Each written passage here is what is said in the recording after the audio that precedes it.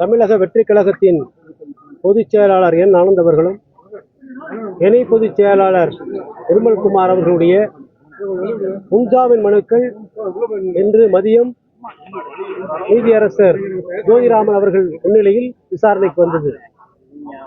அப்பொழுது அரசு தரப்பில்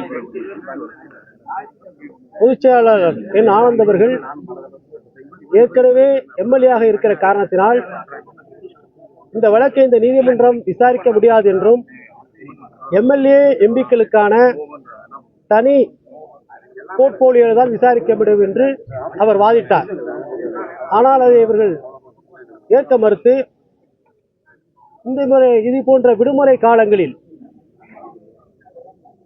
எம்பிக்கள் எம்எல்ஏக்களுடைய வழக்கை விசாரிப்பதற்கு ஏதாவது தடை இருக்கிறா என்று கேட்டு அந்த கிளாரிபிகேஷனுக்காக இப்போது நிறுத்தி வைக்கப்பட்டுள்ளது. இரண்டு பக்கங்களிலும் பல்வேறு வாதங்களை எடுத்து வைத்தோம். எங்களுடைய தரப்பில் முதல் வாதமாக ஏற்கனவே அனைத்து இந்திய அண்ணா திராவிட முன்னேற்ற கழகத்திற்கு 25/1/2025 இதே வேலுச்சாமிபுரம் மறுக்கப்பட்டது. எப்படி எங்கள் தமிழக வெற்றி கழகத்திற்கு கொடுத்தீர்கள் என்பதற்கான விடையை அவர்களால் கொடுக்க முடியவில்லை. அதே போல எப்படி எங்களுடைய பொதுச் செயலாளர் மற்றும் துணை பொதுச் செயலாளர் இந்த வழக்கிலை சேர்த்தீர்கள் என்று சொல்வதற்கான எங்களுடைய மூத்த வழக்கறிஞர் ராகவாச்சாரி எடுத்து வைத்த வாதங்களை நீதிமன்றம் உன்னிப்பாக கேட்டுக்கொண்டு அதே போல அரசு தரப்பில் அவர்கள் சில கருத்துக்களை சொல்லினார்கள். இதெல்லாம் எடுத்துக்கொண்டு இப்போது இந்த கிளாரிபிகேஷனுக்காக இன்று மாலை இந்த நீதிமன்றம் முடிவதற்குள் தீர்ப்பை சொல்வதாக சொல்லியிருக்கிறார்கள். அதன் பிறகு மீண்டும் உங்களை சந்திக்கும் இன்றைக்கு இல்ல அவங்க தொடர்ச்சியா வைக்கக்கூடியது ஒரு தண்ணி பாட்டு கூட ஏற்படுத்தல. பிஎம் ரிப்போர்ட்ல நீர்ச்சத்து குறைபாடுனாலதான் இறந்திருக்காங்க. ஒரு எந்த கட்சி நிர்வாகிகாவது பிரச்சனை நடந்ததுக்கு அப்புறம் தப்பிச்சு போவாங்க. அதற்கான உரிய பதிலை நீதிமன்றத்தில் கொடுத்திருக்கிறோம். அவர்கள் எந்த போஸ்ட்மார்டம் ரிப்போர்ட்டும் கோர்ட்ல கொடுக்கல. அதே போல எங்களுடைய மாவட்ட கழகத்தை சார்ந்தவர்கள் அனைவருக்கும் தனி கொடுத்திருக்கிறார்கள். அது பிரச்சனை இல்லை. லத்தி சார்ஜ் செஞ்ச பிறகு அங்க ஒரு டிட்ச் இருந்தது, அதில் போய் விழுந்திருக்கிறார்கள், ஸ்ப்ரே செய்திருக்கிறார்கள் என்கிறதை ஆவணமாக நாங்கள் நீதிமன்றத்தில் இன்றைக்கு சமர்ப்பித்திருக்கிறோம். நீதிமன்றம் நிச்சயமாக முடிவு செய்யும்.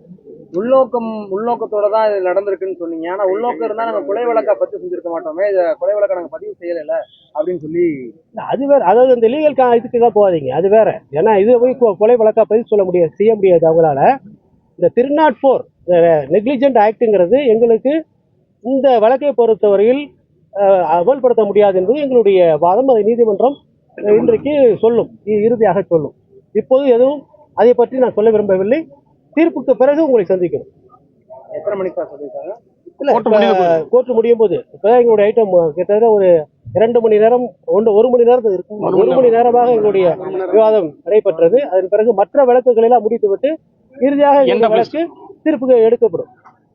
கோர்ட் முடியறதுக்குள்ள அவங்க அங்கே வந்துடும் சார். இங்கே வந்துடும் சார். அவங்க கேட்டது என்னன்னா, நீங்க ஆரம்பத்திலே சார் இப்ப அவங்க ஒரே ஒரு விஷயம் மட்டும் சொன்னாங்க. இப்ப நீதியரசர் அருணா ஜெகதீசனுடைய என்கொயரி போயிட்டு இருக்கு. இப்ப கைது செய்வதற்கான எந்த விதமான முகாந்திரமும் எங்கள்கிட்ட இல்ல. அப்படியே ஒரு சூழ்நிலை ஏற்பட்டால் 41A நோட்டீஸ் கொடுத்து அதன் பிறகுதான் முடிவு செய்வோம்.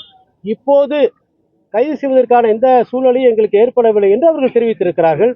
அதே நேரத்தில் நாங்கள் ஏற்கனவே எங்களுடைய மாவட்ட செயலாளரை கைது செய்திருக்கிறார்கள். ஆகவே இது கட்டாயமாக முன்ஜாமீன் வேண்டும் என்று எங்களுடைய இதை வைத்திருக்கிறோம். இவர் மேல பொறுப்பே இல்லைன்னு சொல்றீங்களா சார்? ஆனந்த் மேல பொறுப்பே இல்லைங்க. அப்படி இல்லை சார், இது லீகல் ஆஸ்பெக்ட் சார். அதான் பேச வேண்டாம் சார். Legal aspect sir. அப்படி சொல்லல சார், பொறுப்பு இல்லை என்று எந்த விதமான இதுவும் சொல்லவில்லை. அதாவது சட்டப்பூர்வமா நீங்க சொல்லியிருக்கீங்களா இந்த செக்ஷன், அந்த செக்ஷனுக்கும் இந்த நீங்க சொல்லியிருக்கக்கூடிய கம்ப்ளைண்ட்டுக்கு சம்பந்தம் இல்லை. அதுதான் நாங்க சொல்றோம். அந்த செக்ஷனுக்கு அட்ராக்ட் ஆகிறது அந்த கம்ப்ளைண்ட் இல்லை. அந்த கம்ப்ளைண்ட்ல நிறைய இடங்களில் தவறுதலாக சொல்லி இருக்கிறார்கள். இன்னும் சொல்ல போனால் தமிழக வெற்றி கழகத்தினுடைய தலைவர் விஜய் என்பதற்கு பதிலாக தமிழக மக்கள் கட்சியினுடைய தலைவர் விஜய் என்று சொல்லியிருக்கிறார் ஒரு இடத்திலே. அப்படி என்றால் அவங்க எவ்வளவு நெக்லிஜென்டாக இந்த எஃப்ஐஆர் பதிவு செய்யப்பட்டிருக்கிறார்கள். நிச்சயமா ஒவ்வொரு விஷயத்திலும் காவல்துறையுடைய அலட்சியம், ஸ்டேட் தான் ரெஸ்பான்சிபிலிட்டி, எப்படி கிரவுட் மேனேஜ்மெண்ட் எப்படி பண்ணணும், எப்படி அனௌன்ஸ் பண்ணணும், எப்படி ஒரு பேரிகேட் வைக்கல, எல்லாவற்றையும் சொல்லியிருக்கிறோம். அதிகமாக இருந்தால் ஏன் கேன்சல் பண்ணாலும் கூட இரியா ஃபர்தர் கொஸ்டின் எதிர்க்கா சார்? எஸ் அப்சர். இல்ல அது அந்த வழக்கு எங்களுக்கு சம்பந்தம் கிடையாது சார். அந்த வழக்கு அந்த அளவுக்கு எங்களுக்கு சம்பந்தம் கிடையாது. அடுத்தடுத்து வரும்போதெல்லாம் கொஞ்சம் இங்க வந்துடும் சார், வந்துடும் சார். புஷ்அப்ஸ் இருக்காது சார். தண்ணி குடிக்க போனா அதுக்கடி அவர் வந்து எடுத்துப்பாரு. சார் ஒரு ஆள் சிங்கிளா வர போய் தான் ப்ராப்ளம். திரும்ப சார் அது வரக்கூடாதுங்கிறது தான் நாங்க இதை விரும்புறோம். அதான் பிரதர் அது நடக்காது. இங்க வந்துருவோம் சார், இங்க வந்துருவோம் சார்.